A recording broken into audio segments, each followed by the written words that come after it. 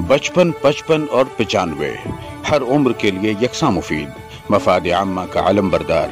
जरूर सब्सक्राइब करें, लाइक करें, शेयर करें और बेल आइकन प्रेस करना न भूलें। Rabbani the scholar YouTube channel.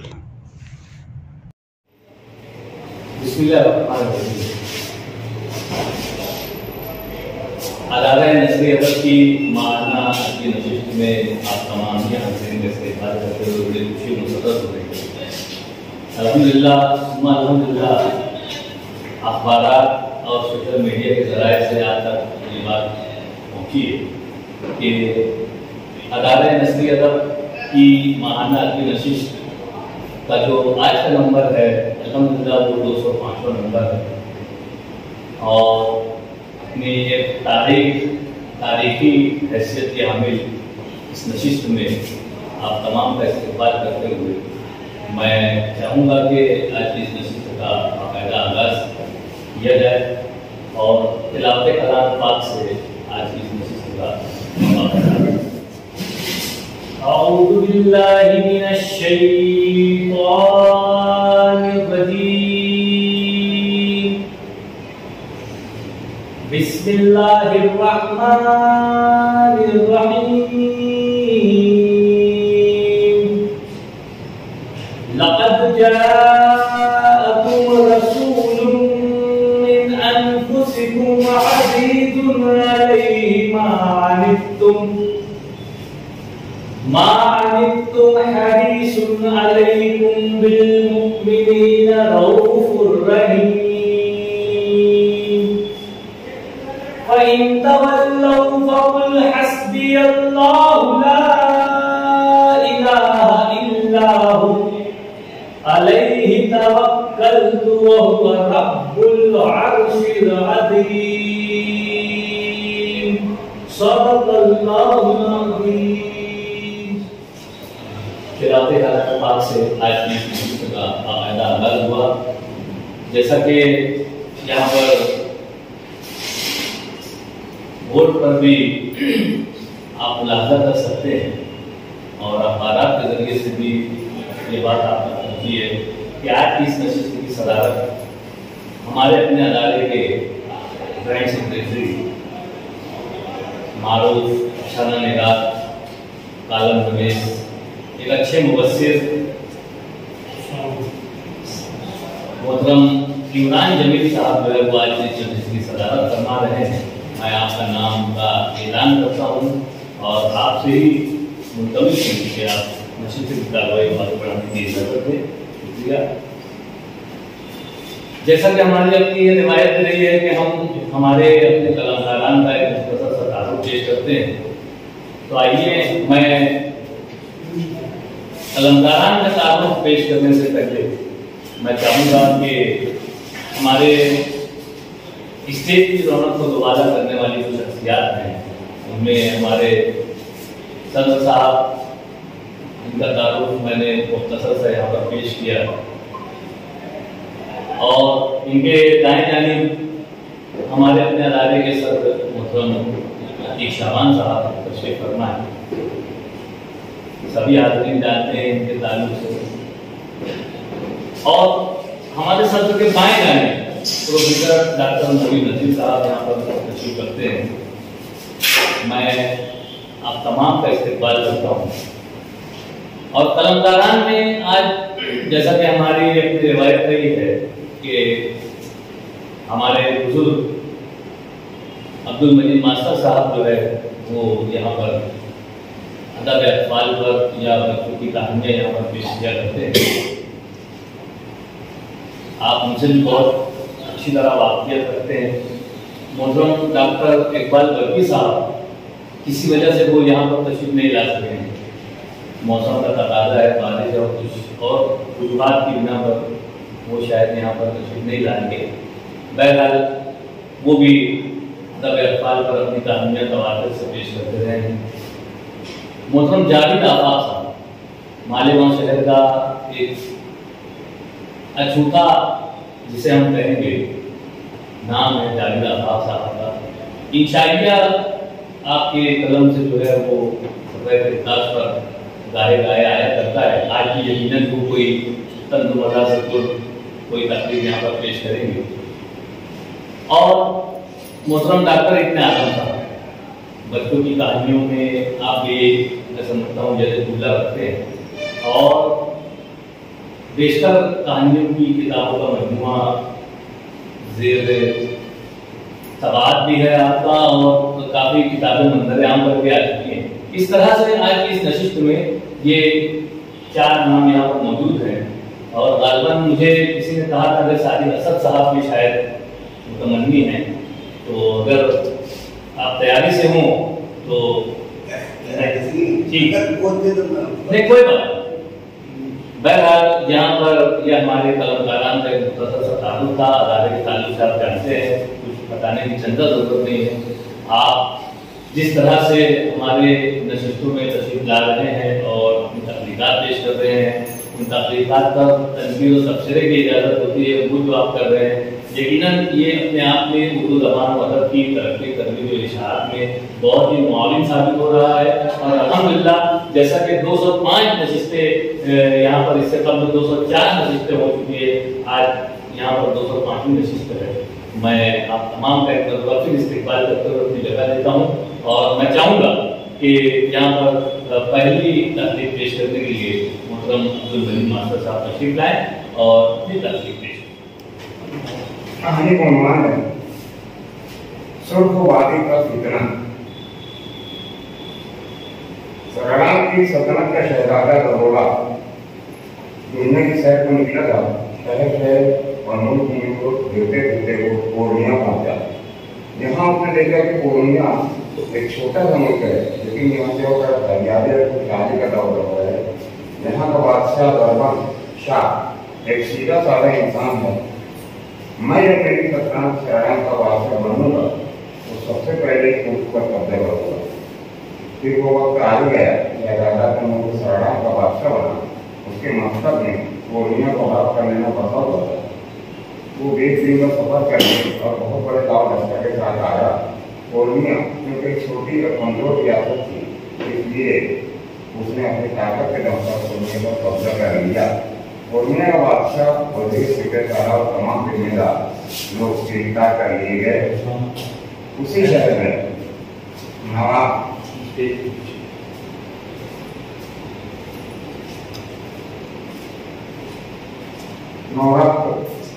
Khan के हवेली थी।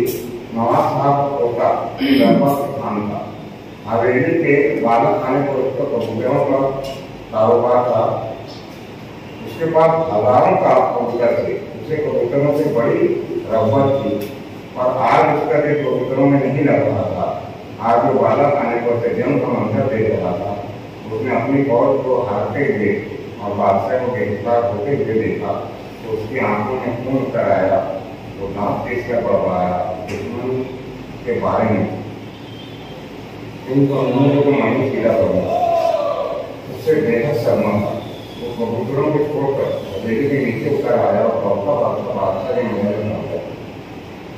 वहाँ बादशाह मर जाने की हद तक उदास था, और वो कम उम्र शहजादा दरोगा उसे दम दे रहा था। या तो मैं आपकी सल्तनत पर अपना हुक्मरान दिखाऊंगा, या आप खुद हमें सालाना किराया अदा करना मंजूर कर दें।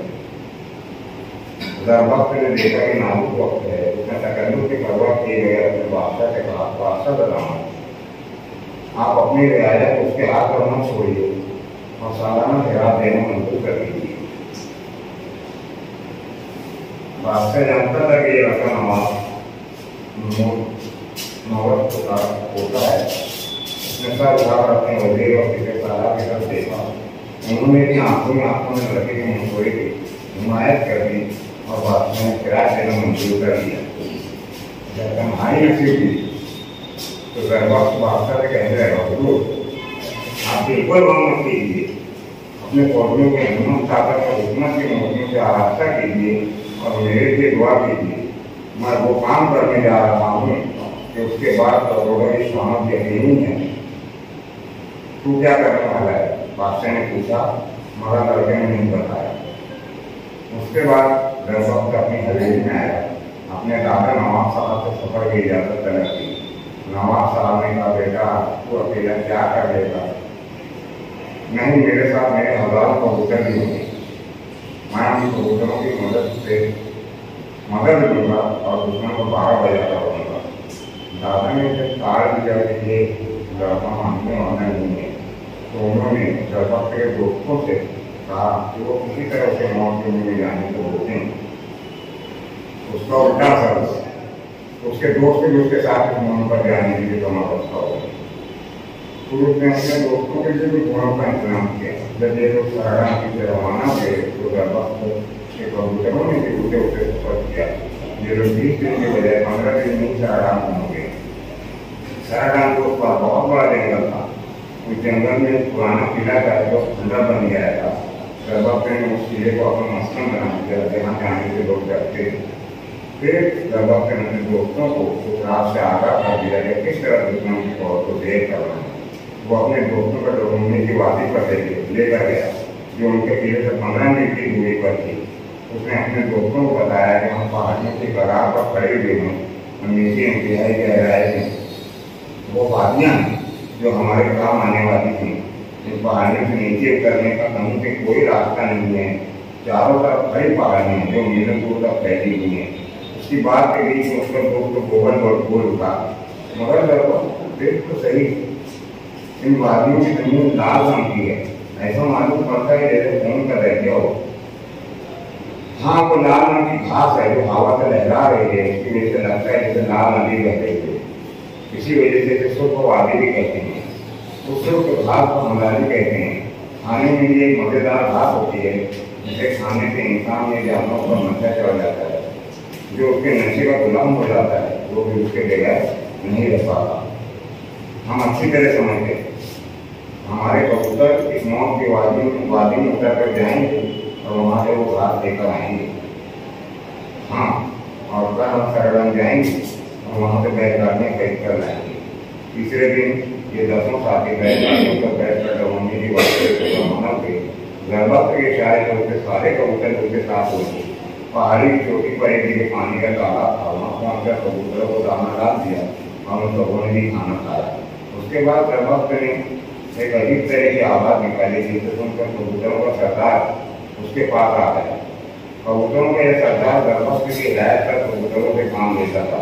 उसने सरदार को अजीब तरह की आवाज़ें निकाल कर हाथ और सर के इशारे से समझाया और सरदार हुआ। उसने जगह में चक्कर लगाकर कबूतरों से इकट्ठा किया और फिर उन्हें साथ लेकर वादी गहराई में उतरता चला गया। वो वादी इतनी गहरी थी कि कुछ देर में ये कबूतर बारीक ऊँटों की तरह दिखाई देने लगे और फिर नजर से उधर गए। कुछ देर के बाद वो सब ऊपर आए। अपनी मरतबा उनकी ऊँटों में हमलारी के 2-2 4-4 पेंके थे जो जड़ समेत ऊपर कर आ गए थे। गर्भवती ने कहा अपने साथियों से कि सिर्फ घास की जड़ों को तालाब के पानी में डुबोते जाओ और कपड़े से उन्हें मोच कर घास को बैलगाड़ी में रखते जाओ। ये ऐसी घास है जो कभी खराब नहीं होती। उसने फिर एक मरतबा कबूतरों को दाना डाला। थोड़ी देर आराम करने के बाद उसने फिर सरदार को आवाज़ लगाई। सरदार फिर अपने साथियों को लेकर वादी में उतर गया। अपनी मरतबा जब वो हमला लेकर आया तो उसकी मदद से घास की एक गाड़ी में तैयार हो गई। इतने पर गर्भवती ने बस किया और वो एक गाड़ी घास और अपनी खाली गाड़ियाँ लेकर अपने किले में वापस आया। दूसरे दिन जो एक गाड़ी भर हमारी और भी केंद्र में पहुँची है तो बड़ी जल्दी लूट ली गई और काफ़ी पैसे हाथ आ गए। 2-4 दिन के बाद फिर गर्भवती वादी में जाने की तैयारी करने लगा। रात ही से तैयारी में लग जाना पड़ता तो अपना खाना तैयार करना, जानवरों को खाने का इंतजाम करना और भी बहुत से काम होते थे। फिर जब सुबह हुई जाने के वक्त गर्भवती ने कबूतरों को सरदार को आवाज़ दी तो सरदार का पता नहीं, अरे कहीं गया और आ जाएगा, मगर हम उसके साथ लिए गए नहीं जाएंगे। गर्भवती ने तसल्ली के लिए इतना कह दिया, मगर सरदार के फिक्र में उसका दिल डूबने लगा। थोड़ी देर बाद आसमान में काले बादलों के काले नजर आए। उनके करीब आने पर पता चला कि वो बादल नहीं है बल्कि कबूतरों के झुंड है, जिनमें लाखों कबूतर हैं और अपना सरदार उन्हें लेकर चला आ रहा था। इतनी बड़ी तादाद में नए कबूतरों को होने पर वक्त को उसके साथियों के आंसू अभी भी पकी रहे। आज उन्हें पता चला कि अपना सरदार सिर्फ अपने नहीं बल्कि अपने इलाके के तमाम कबूतरों का सरदार।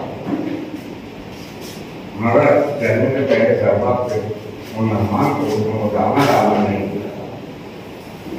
अभी मंतवा जब घूमने की वादी पर पहुंचे तो एक ही खेत में कबूतरों ने 500 बैलगाड़ियां मसाले में बढ़ा दी। सरदार कहने लगा, ये माल हम लेके जाएंगे मगर स्वामी में रोजाना एक ही गाड़ी पहुंचाएंगे और हमें उन्हें कमजोर करने के लिए ज़्यादा से ज़्यादा एक साल यहाँ प्रयास करना पड़ेगा।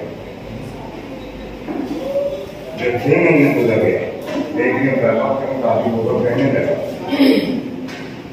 दुश्मन फौजियों ने इतनी मसाले अपने अपने घरों पर लपेटा करके रख दिया है जो उन्हें साल भर के लिए काफी होगी। दोस्तों, मैं ऐसा महसूस करता हूँ दुश्मन फौजी भी नहीं रहे हैं। उन लोगों ने भी कहा था कि हाँ चलते फिरते वक्त उनके कदम डगमगाते रहते हैं। ये साल पूरा होने दो, हम उनको सालाना किराया देने की तैयार दिखाते हैं। क्या ख्याल? नहीं, मैं साल पूरा होने का इंतजार नहीं करूँगा। हम अभी अपने लोग को वापस जाएंगे, बादशाह सलाम से मिलेंगे, फिर हम इसे बदला लेंगे। हम अभी अपने लश्कर के साथ वापस आएंगे। मैं तो अभी इनसे खत्म करने के चक्कर में। फिर उन्होंने अपनी बैलगाड़ी में जाकर सलाम को पाला और उन्होंने फरोख्त कर अपने घोड़ों को सवार हुआ अपने वतन छोड़ने के लिए रवाना हुए। वहाँ पहुँचने के बाद दरबार ने अपने दादा नवाब साहब को हाथ लिया, बादशाह की खिदमत में आके गया। बादशाह ने जब दुश्मन फौजी की जरूरत का हाथ सुना तो उसकी बातें फिर पड़ी। वो कहने लगा, बेटा हमने अपनी फौजी ताकत बढ़ा दी है और मुझे ऐसे सब पर तरबियत की है कि अब हम अपने से 10 गुना बड़ी फौज को हरा सकते हैं।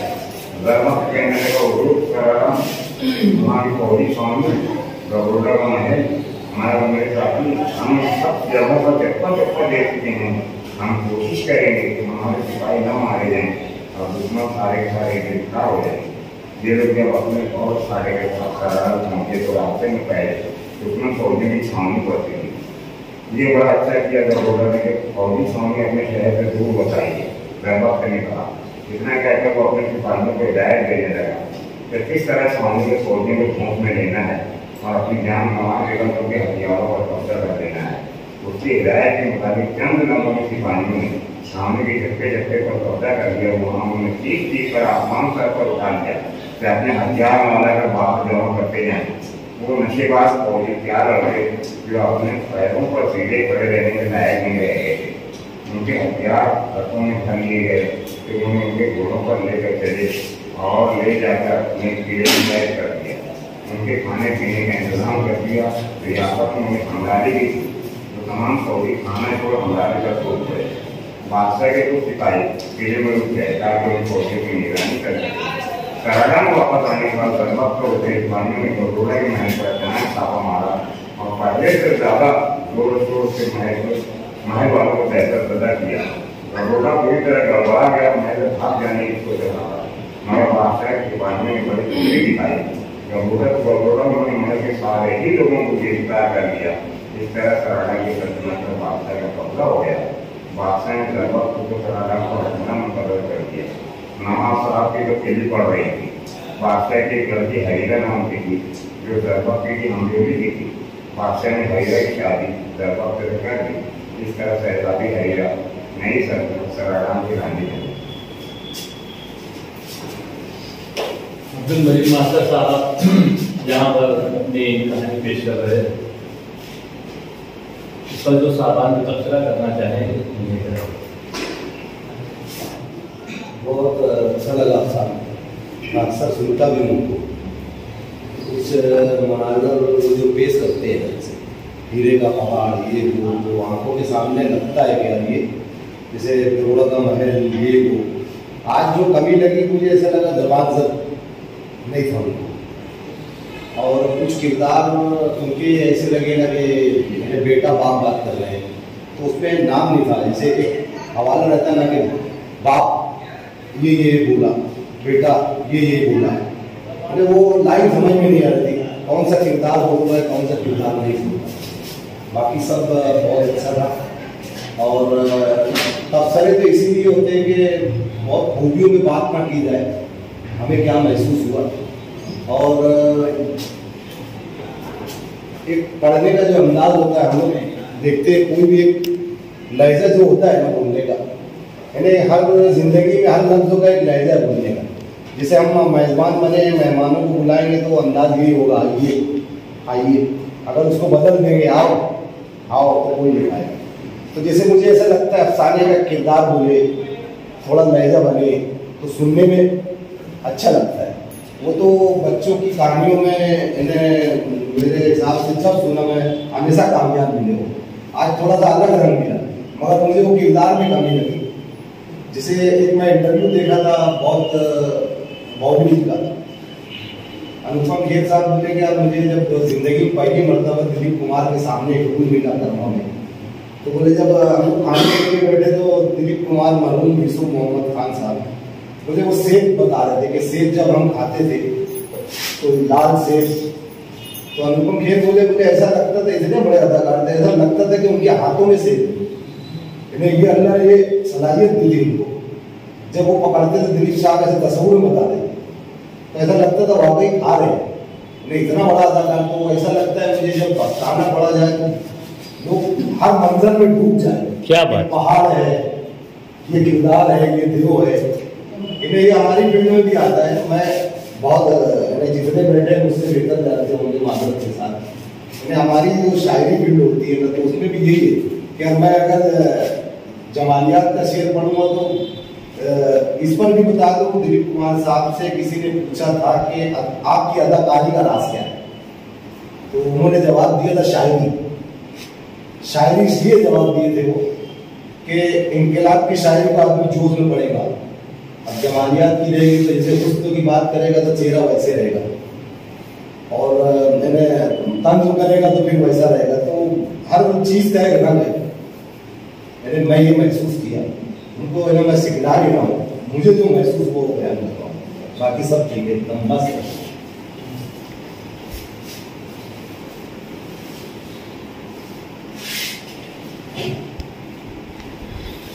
मास्टर मुझे साहब ने जो बच्चों के तरफ पर कहानी पेश की है, उसका तो अनुमान मुझे याद नहीं है। सुर्खवादी का फितना अच्छी कहानी है। बहरहाल इसमें किरदारों के और मकामात के जो नाम उन्होंने दिए हैं बहुत मुश्किल तरीन है। बच्चों के लिए ऐसा बहुत, बच्चों के बड़ों के लिए भी बहुत मुश्किल तरीन है बोला जाए। उसको थोड़ा सा आसान कर ले तो अच्छा होगा, वरना मैं उसको दोबारा किरदार में क्या तो लगता है भगोड़ा, आप ये बोले सही क्या है भगोड़ा रगोड़ा वही रगोड़ा है वो, लेकिन वो अब्दुल वजीद मास्टर साहब की कहानी सुर्खवादी का फितना, उसका सिर्फ वो उन्वान याद है, बाकी किरदारों के नाम बड़े मुश्किल है। जैसे कि डॉक्टर साहब ने भी कहा, दूसरी चीज़ जिस घास का नाम उन्होंने बताया, घास का नाम भी समझ में नहीं आया। कहानी दिलचस्प है, शुरू से आखिर तक जो है बच्चों की दिलचस्पी उसमें बरकरार रहेगी और बच्चों को जो है वो कुछ करने का हौसला उससे मिलेगा।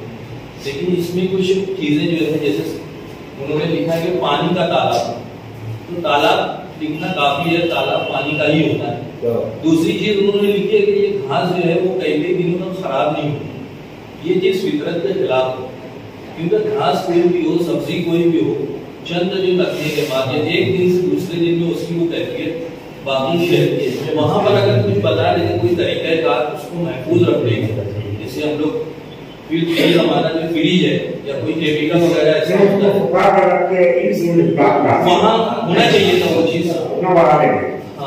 हाँ, और एक चीज और, हाँ, बादशाह की बादशाह खेल पड़ी खेल पड़ी ना, बादशाह खेल उठती है, खेल पड़ती नहीं है। वो एक चीज भी जो है थोड़ा सा आप देख लें। बाकी कहानी दिलचस्प है, इसके लिए मैं मुबारकबाद।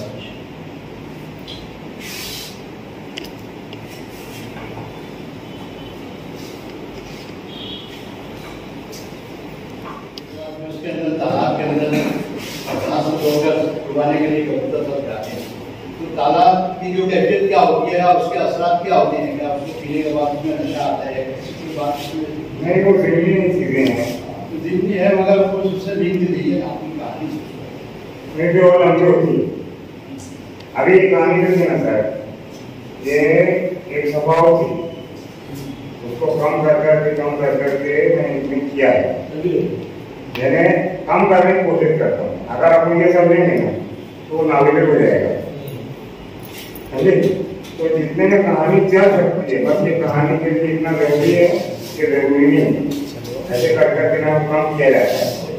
बच्चे पढ़ेंगे तो तसल्लुक ये रहेगा कि तालाब में घास उगने का मकसद क्या है, बच्चों को तसल्लुक एक जुमले में आती है, एक जुमले में एक के अंदर उसको बता सकते हैं, ये बीचों लेके आती है कहानी के पढ़ने के लिए ठीक है, लेकिन बच्चों के पढ़ने के लिए अगर वो एक समय अदापा करे तो और अच्छा है। बच्चों की दिलचस्पी और मैंने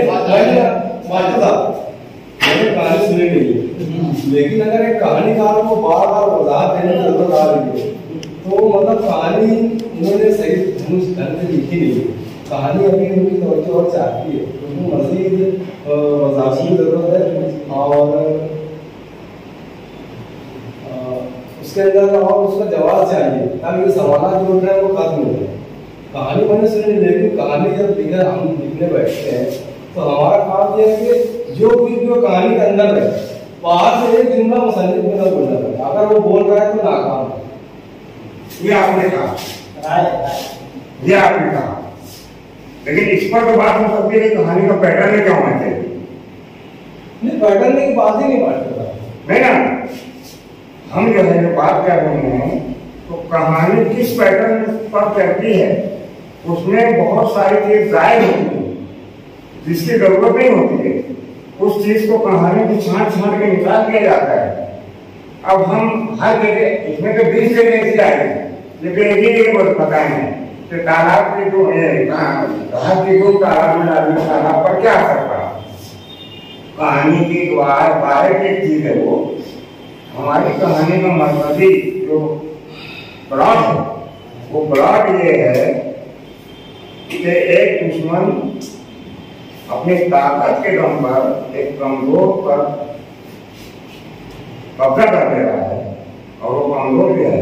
अब अपनी हिम्मत से, ताकत से, अपनी हिम्मत से लेकर उसे बदला लेने जा रहा है और मैं देश में दखल अंदाजी कर रहा हूँ, इसलिए तो मेरा हक भी है कहीं ना कहीं कि आपसे इंतहाई अदब से गुजारिश है कि जब कलमकार अपनी तकलीफ पर जब यहाँ पे पढ़ लेता है तो फिर उसकी वजाहत के लिए फिर तकलीफ के साथ एक ज़मीमा और लगाना चाहिए कि मेरी कहानी में कहने का मतलब ये है।